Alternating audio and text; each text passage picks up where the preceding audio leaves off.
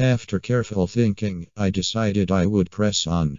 Perhaps looking at least further into the woods wouldn't do much harm. I had made my decision. I began to walk away from the tree stump and the fairies, heading onward towards the forest. Dominic and Wisteria flew right next to me, asking what on earth I was doing. I'm going to look for some answers. There's got to be a way out of here. You can't leave. There's no way.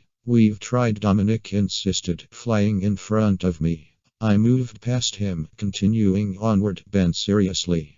Please. Just stay here. Look how lovely this place is.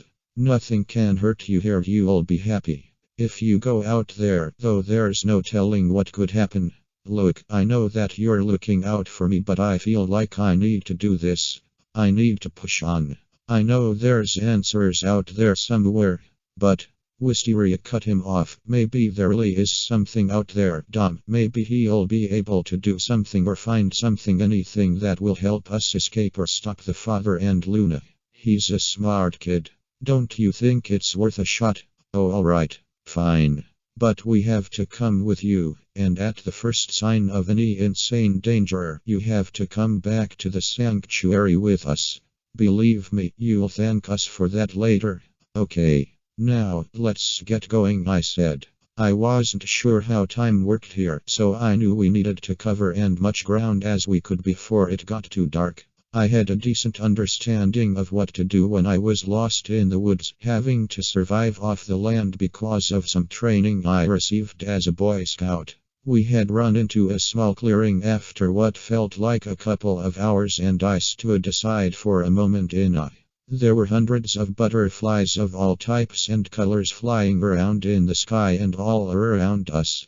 I stood there, mouth agape. The grass was the most vibrant green and the sky was the most beautiful, brightest blue I had ever witnessed.